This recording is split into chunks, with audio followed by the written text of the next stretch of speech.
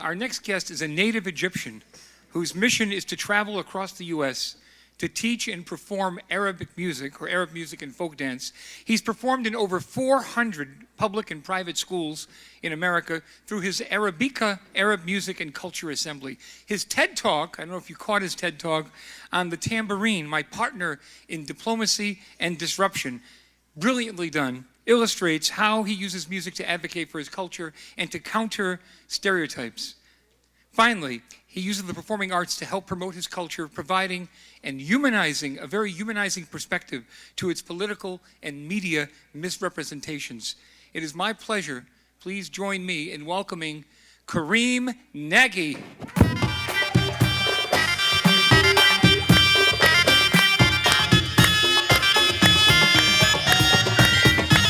This is all I do in front of 400 schools.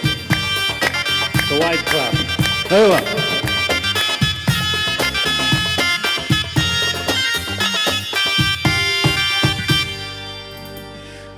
I really love the Arab America Foundation, and this is a big, big honor for me.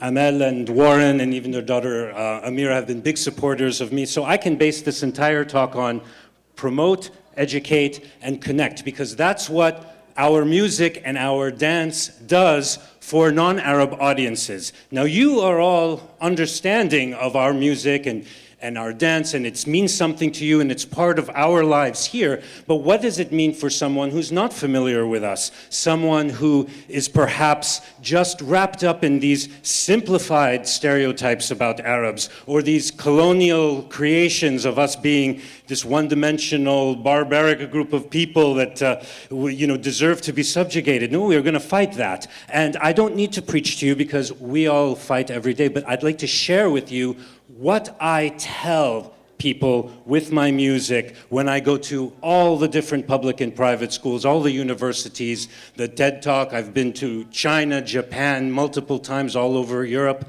to share our culture. So this is what I tell them. Forgive me if I'm repeating information that you already know. I talk about the duf, which is also called in Morocco the bandir, or katim in Lebanon, Syria, Jordan, Palestine, and that this instrument is really important for when we have a wedding.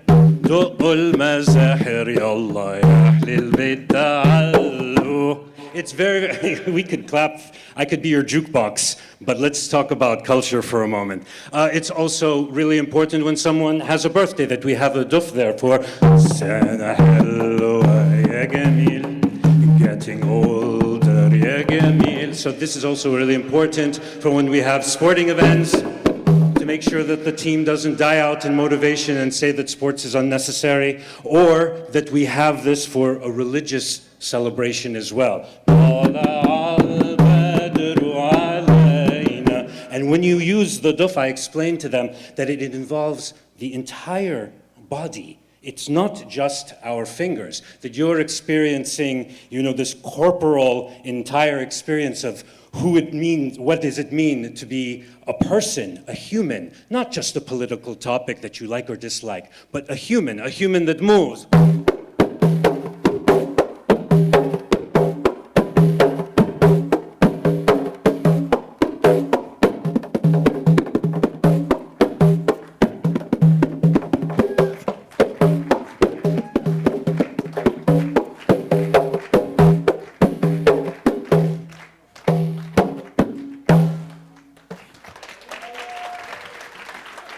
Thank you, everybody. Thank you. So this is what I like to share with the non-Arab audience, this propulsion. What the music does for me, it just makes me so happy. And so then they see that, and then they get this nice impression of happy Arab man playing drums to counterbalance, what they saw in the Aladdin movie or on the news. And those are the simplified things that we have to fight, that we have dimension. This next instrument shows a lot of our dimension.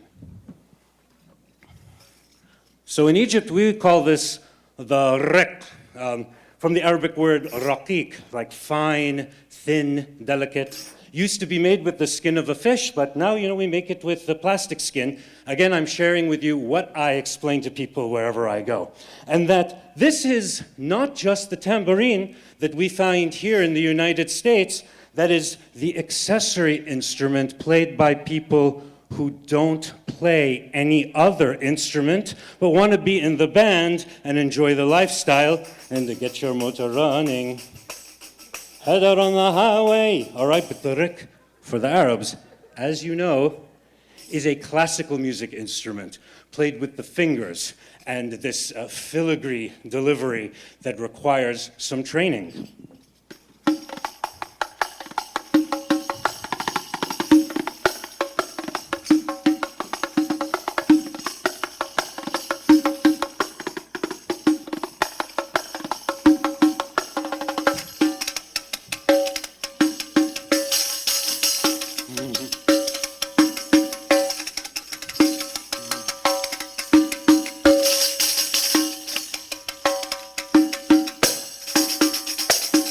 And for fun. Yalla, aywa.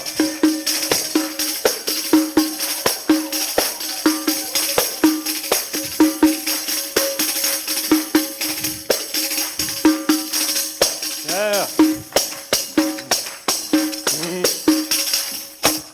Thank you, everyone. Thank you.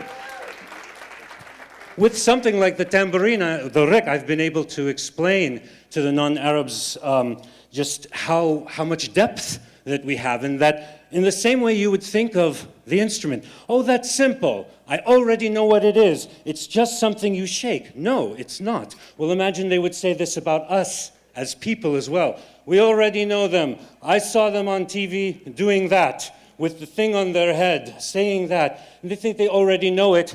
Nobody already knows the tambourine. Nobody already knows us. We have too much depth to be summarized in a few sentences or even a word.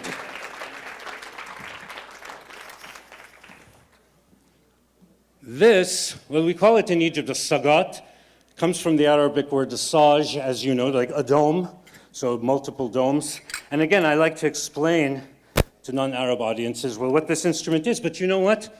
I do have to train some Arab audiences too. So let's also know that we, just like our food, we are using our food to maintain our culture and not be packaged away in a takeout box. We also need to know some more about our music. Not just think of music as entertainment, oh, here comes the entertainer, but no, this is a culture bearer. That's what a musician does, bears culture and delivers. This instrument is so vast and bears a lot of culture and has a lot of depth to it because it depends on how you hit it to get all these different sounds. And so, yeah, we have people in the audience right now going like this, like the wind-up thing, that we buy in the airport for our kids because we forgot to buy them the gift, so we get that thing.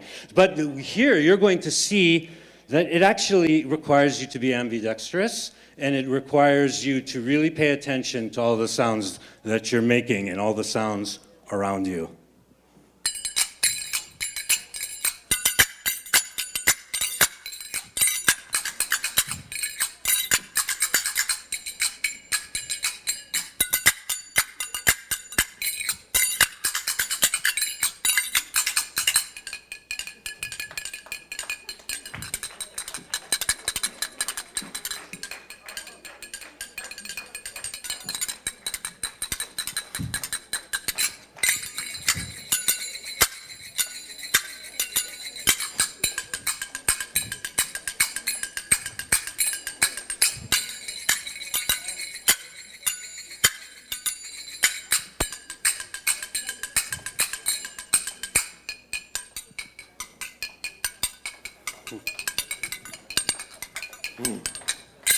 Let's clap now. This one. 2 and then 1. 2, 1. Keep it going.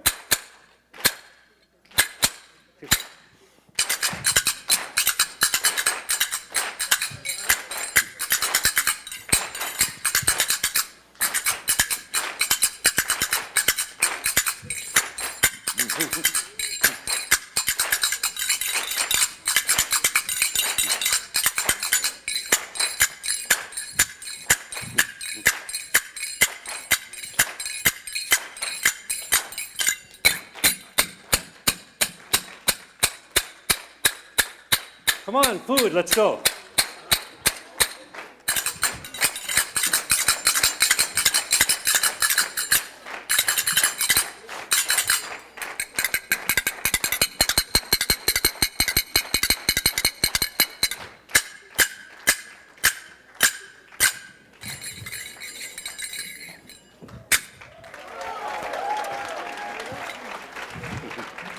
Thank you, everybody. Thank you. And finally, what I like to impress upon all of the non-Arabs that I get to introduce this music to, the dance to, is that we have a variety. And the variety was lost in many cases because of oversimplification. Excuse me while I fix this so I can focus. There we go. The oversimplification, the Orientalist view that, we are just, this image, the view of the media that we are just this image, it served to really reduce us into something so narrow. Well, the music and the rhythm can show all this amazing diversity that we have in our Arab land, over 20 countries, as we know. So when I use the darbaki or the tabla or this drum here, what I can do is show the diversity from the rhythms around the Arab world. So we all feel that we're connected with our Arab identity, but we actually embody this huge amount of diversity, as we know. This conference is showing it with people representing Yemen and Syria and Palestine, a wide variety. Well, let's see some of this wide variety of rhythms that defines us. Morocco.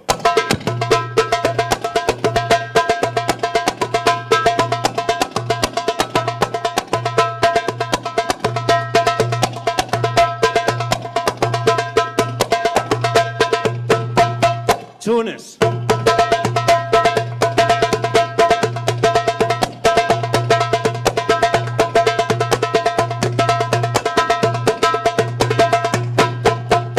Sudan.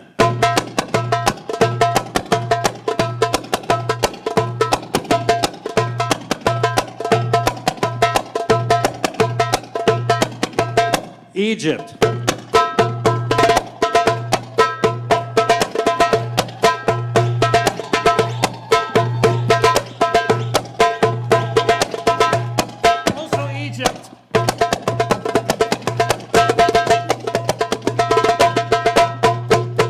Lebanon.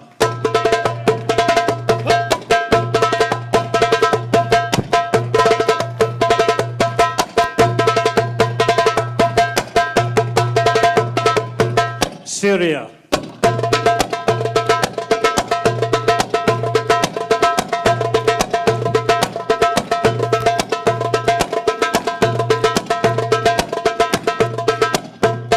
Yemen.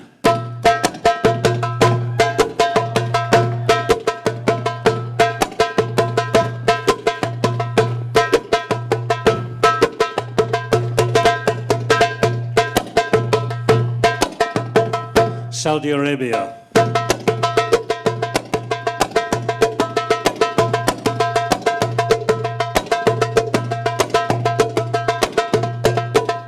Bahrain.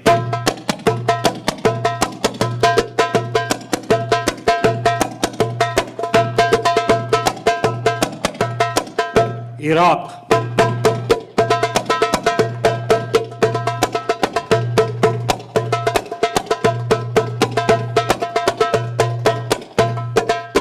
And Palestine.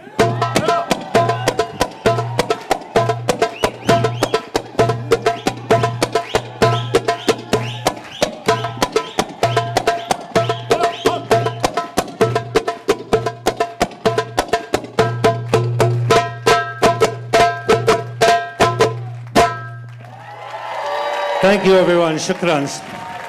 Thank you. Thank you. Thank you to the Arab American Empowerment Conference. My name is Karim Nagi. I am wrapping up. Thanks again. I hope to see you all again. Shukran. Ma'as salama. Fursa saida.